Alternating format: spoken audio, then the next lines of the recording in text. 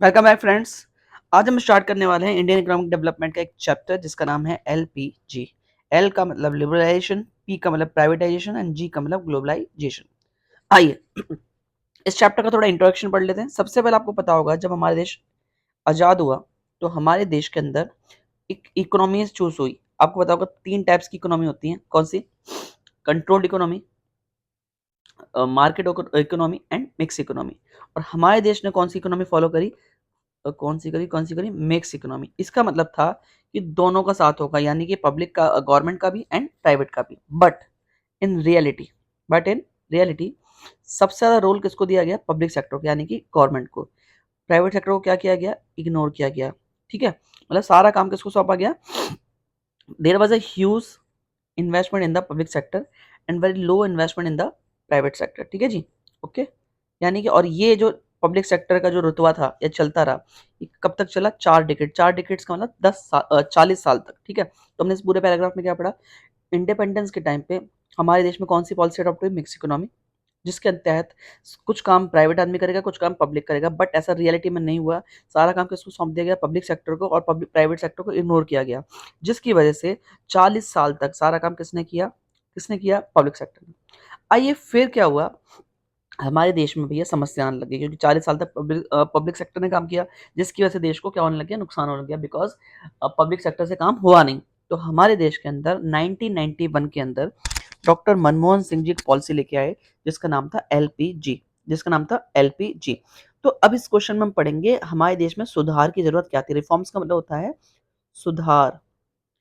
ये क्वेश्चन तीन नाम से आ सकता है, या तो इकोनॉमिक रिफॉर्म्स बोलेगा, या LPG बोलेगा, या न्यू इकोनॉमिक पॉलिसी 1991। तो आपको तीनों का मतलब एक ही समझना है। ठीक है जी, रिफॉर्म्स का मतलब सुधार। तो पहला क्वेश्चन ये है कि हमारे देश में ऐसा क्या हो गया था कि सुधार की जरूरत पड़ गई।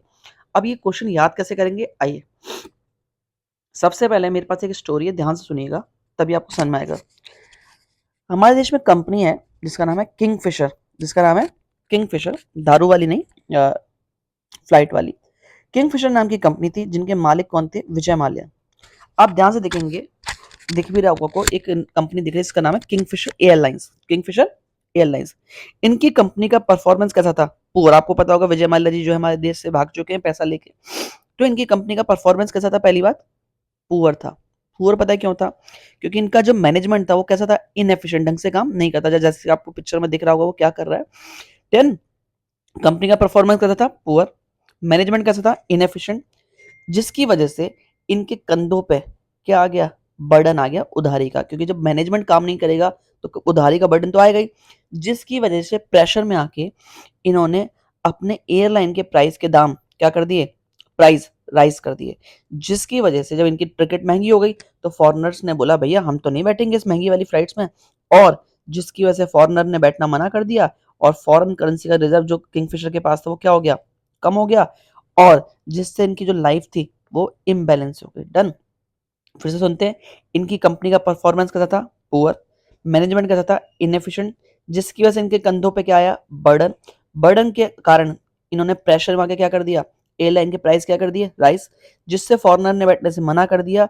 फॉरेन करेंसी का रिजर्व क्या हो गया? कम। और इनकी लाइफ क्या हो गई? इम्बैलेंस। आइए फटाफट अब पढ़ते हैं। सबसे पहले उनकी कंपनी का परफॉर्मेंस कैसा था? पुअर। तो हमारा पहला पॉइंट है poor performance of public sector. जरा इसका मतलब समझते हैं ध्यान से क्या है। आप सबको पता है 40 साल तक सारा काम किसको सौंपा गया था? पब्लिक सेक्टर को। लेकिन पब्लिक सेक्टर को हमने सारा काम सौंपा गया, लेकिन कुछ इंडस्ट्रीज को छोड़कर बाकी सब ने क्या किया? डिसअपॉइंट। क्या किया? डिसअपॉइंट। पढ़ सकते हैं। Public sector was assign an important role to work for the economic development of the India. Public sector को एक इंपॉर्टेंट काम सौंपा गया था कि हमारे देश का विकास करना है, लेकिन except for few public enterprises the overall performance was very disappointing. Done. Performance बेकार था। मैनेजमेंट कैसा था? इनएफिशिएंट। तीसरा, इनके कंधों पे क्या आ गया? बर्डन। आइए देखिए, आप मुझे बताइए कभी भी किसी के ऊपर भी बर्डन कब आता है? उधारी का। जब इंसान खर्चे ज्यादा कर लेता है और इनकम कम कर लेता है। यही हुआ था उसी टाइम पे। क्या हुआ था? The expenditure of the government was much higher than revenue. Government के खर्चे उनकी इनकम से ज्यादा हो गए थे, जिसके चक्कर में गवर्नमेंट को क्या लेना पड़ा? उधार लेना पड़ा बैंक से, पब्लिक से, इंटरनेशनल फाइनेंशियल इंस्टीट्यूशन। तो ये भी एक कारण था जब देश में पॉलिसी आई थी न्यू इकोनॉमिक पॉलिसी 1991 या एलपीजी। डन। तीसरा था जब प्रेशर में आ गए, वो बर्डन हो गया, तो उन्होंने प्रेशर में आके क्या किया, टिकट के प्राइस बढ़ाए। और आपको पता है इसलिए प्राइस का बढ़ना होता है इन्फ्लेशन, और प्रेशर ये रहा, तो यानी inflationary pressure. There was a consistence, consistent मतलब लगातार राइज हो रहा था क्या, general price level in the economy. उस टाइम पे प्राइस लगातार बढ़ रहा था दो कारण से। एक तो देश में मनी की सप्लाई बढ़ गई थी, क्या हो गई थी, मनी की सप्लाई बढ़ गई थी। और दूसरा कारण था shortage of essential goods, shortage of essential goods, यानी कि हमारे देश में एसेंशियल गुड्स की कमी हो गई थी। क्या हो गई थी, तो दो कारण से हमारे देश में प्राइस बढ़ रहा था। मनी की सप्लाई बढ़ने का मतलब है देश में सब लोगों के पास पैसा पहुंच गया। जब सब लोगों के पास पैसा पहुंच जाता है तो सारे के सारे लोग डिमांड करना स्टार्ट करते हैं, हमें भी चाहिए, हमें भी चाहिए। और जब सब लोग मांगेंगे, सप्लाई तो इतनी है नहीं, जिसके चक्कर में प्राइस क्या हो जाता है, बढ़ जाता है। तो पहले आपने सुना परफॉर्मेंस पुअर था, पुअर परफॉर्मेंस क्यों, मैनेजमेंट इनएफिशिएंट था, कंधों पे क्या आ गया, बर्डन, जिसके चक्कर में उन्होंने प्राइस प्रेशर में आके प्राइस क्या कर दिए, बढ़ा दिए। प्रेशर मतलब प्रेशर, और प्राइस का बढ़ना मतलब होता है इन्फ्लेशन। डन। आगे क्या हुआ, आगे आगे उन्होंने अपने प्राइस के बढ़ाए, जिससे फॉरेनर ने बैठने से मना कर दिया, और उनके पास जो फॉरेन करेंसी का रिजर्व था वो क्या हो गया, कम हो गया। आगे बढ़ते हैं। Indian foreign currency reserve become very low in 1991। 1991 में फॉरेन करेंसी का जो रिजर्व था इंडिया के पास बिल्कुल लो गया, इतना था कि हम सिर्फ 2 हफ्ते तक बाहर वाले देशों से उधार ले सकते, मतलब इंपोर्ट कर सकते थे, हमारे पास इतना भी पैसा नहीं बचा था विदेशी वाला। India also could not repaid international loan on time. India ने जो विदेशों से लोन ले रखा था वो टाइम पे चुका भी नहीं पा रहे थे। पता है क्यों, क्योंकि विदेश का लोन जो है फॉरेन करेंसी में चुकाया जाएगा, और वो हमारे पास बची नहीं थी, क्योंकि हमारे पास बचा कितना था, सिर्फ 2 हफ्ते तक। डन। इसलिए कोई भी विदेशी संस्थान हमें लोन देने को तैयार ही नहीं थी। पता है क्यों, क्योंकि अगर इंडिया का लोन दिया तो लौटा तो पाएंगे ही नहीं, क्योंकि इनके पास फॉरेन करेंसी रिजर्व तो रहता ही नहीं है। ओके, आगे चलते हैं। अगला था पहले इनएफिशिएंट मैनेजमेंट।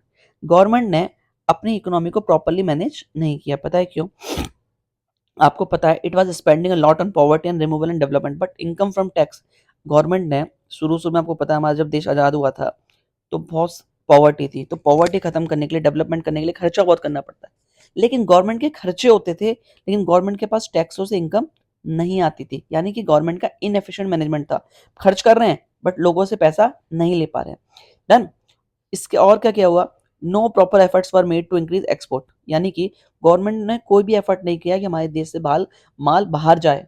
उन्होंने कोई एफर्ट नहीं लगाया।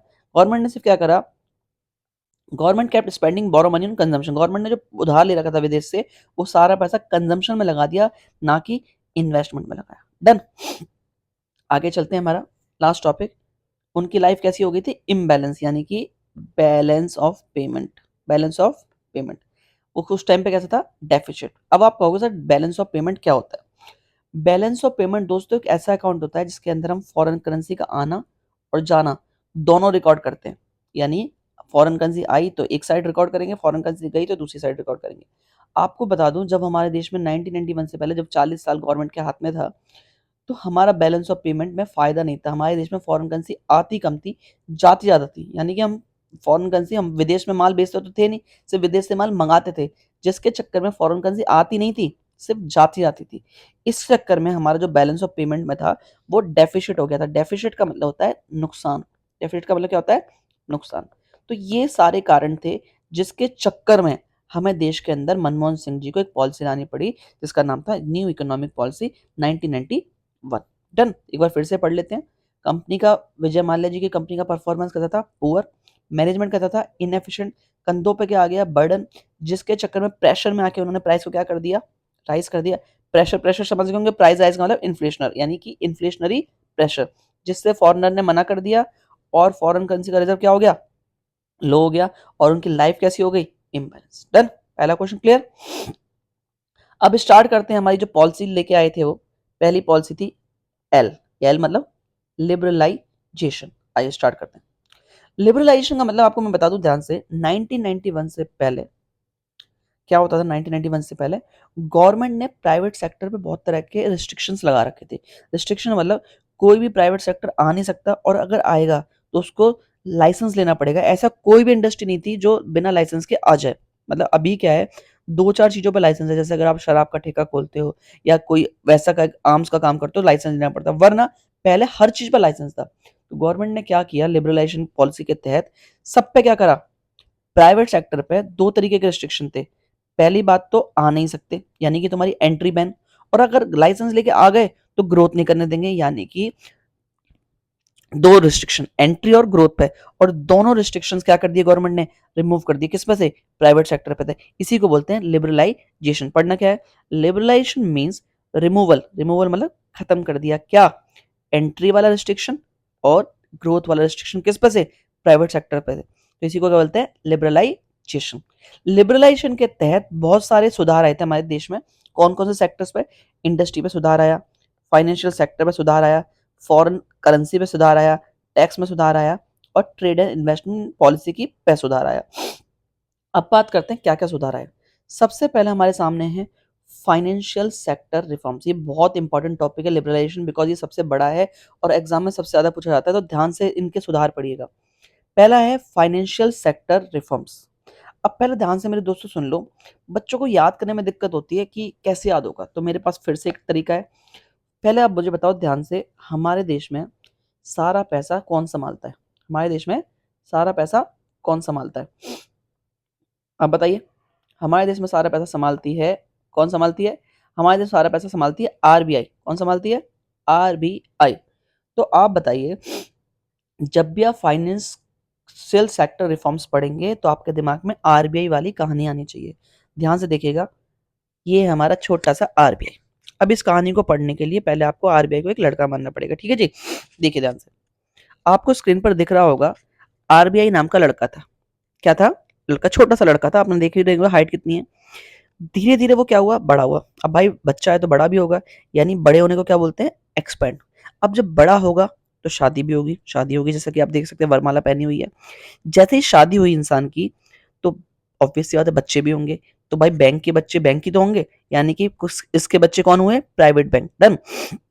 जब इंसान के बच्चे हो जाते हैं तो इंसान का क्या चेंज हो जाता है, रोल। तो आरबीआई का रोल क्या हो गया, चेंज। इसने क्या करा, अपने दोस्त की जो पहले इसने लिमिट कम कर रखी थी, उसकी लिमिट को क्या कर दिया इसने, बढ़ा दिया। और आप देख सकते हैं इसके दोस्त का टी शर्ट पे उसका नाम लिखा हुआ है एफआई।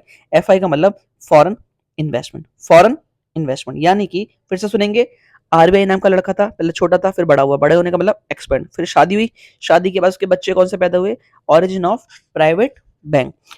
बच्चे होने के बाद उसका रोल क्या हो गया, चेंज हो गया। क्या हो गया, चेंज हो गया, यानी कि उसने अपने दोस्त की लिमिट को क्या कर दिया, बढ़ा दिया। और दोस्त का क्या नाम था, एफ आई। एफ आई मतलब फॉरेन इन्वेस्टमेंट। डन, स्टार्ट करें। एक बार लास्ट और बोल लेते हैं। आरबीआई नाम का लड़का था, बड़ा हुआ मतलब एक्सपेंड, फिर शादी, शादी के बाद बच्चे कौन से हुए उसके, ऑरिजिन मतलब पैदा हुए, पैदा मतलब कौन से बैंक, प्राइवेट बैंक। उसके बाद उसका क्या चेंज हो गया, रोल चेंज हो गया। उसके बाद उसने दोस्त की क्या कर दी, लिमिट को बढ़ा दिया। आइए स्टार्ट करते हैं, चलिए। फाइनेंशियल सेक्टर रिफॉर्म्स का मतलब है जितने भी फाइनेंशियल सेक्टर के अंदर लोग आए थे उनके अंदर सुधार लाया गया था, जैसे कि financial institution like commercial bank, investment bank, stock exchange and foreign exchange market. इन सारे के अंदर क्या क्या आया था, सुधार आया था। आइए सबसे पहला आप मुझे बताइए ध्यान से, क्या पॉइंट पढ़ा था हमने, पहले छोटा था फिर वो क्या हो गया था, एक्सपेंड। यानी पहला पॉइंट है ईज इन एक्सपेंशन प्रोसेस। आपको बता दूं 1991 से पहले जितने भी कमर्शियल बैंक्स होते थे, कमर्शियल बैंक जानते हैं ना, ये स्टेट बैंक, पीएनबी, ये सब जितने भी होते हैं, आरबीआई को छोड़ के बाकी सारे बैंकों को कमर्शियल बैंक बोलते हैं। जितने भी बैंक थे उनको पहले सारी परमिशन किससे लेनी पड़ती थी, आरबीआई से, कि भाई अगर कोई नया ब्रांच खोलनी है। लेकिन 1991 के सुधार के बाद इनका जो एक्सपेंशन प्रोसेस था वो इजी कर दिया गया था। इजी मतलब bank were given freedom to set up new branches without the approval of RBI. Bank जो है अपनी नई ब्रांचेस खोल सकते हैं बिना अप्रूवल ऑफ आरबीआई, लेकिन कुछ कंडीशंस होंगी वो पूरी कर दो, बिना आरबीआई से पूछे आप अपनी ब्रांच खोल सकते हो। बड़ा हो गया, बड़े होने के बाद शादी, शादी के बाद कौन हुए थे उसके बच्चे, यानी कि ऑरिजिन ऑफ प्राइवेट बैंक। आपको बता दूं 1991 से पहले हमारे देश में सिर्फ कौन से बैंक हुआ करते थे, गवर्नमेंट बैंक हुआ करते थे, और बैंक नहीं होते थे। लेकिन जैसे 1991 की पॉलिसी आई हमारे देश में प्राइवेट बैंक एंटर हो गए और फॉरेन बैंक एंटर हो गए। आपको, आपने सुना जरूर होगा 1991 से पहले जो हमारे पेरेंट्स थे वो जो पैसे जमा करते थे वो पोस्ट ऑफिस में जमा करते थे। सेविंग जब करते थे, क्योंकि उस टाइम पे इतने सारे पब्लिक बैंक इतने सारे होते नहीं थे, तो एक आध एसबीआई हो गया, पीएनबी हो गया। लेकिन 1991 के बाद हमारे देश में प्राइवेट बैंक और फॉरेन बैंक की एंट्री होगी, जिससे देश में क्या हुआ, कंपटीशन बढ़ा और कस्टमर के लिए ना अच्छा हो गया, क्योंकि सर्विस सस्ते में मिलने लग गई। डन।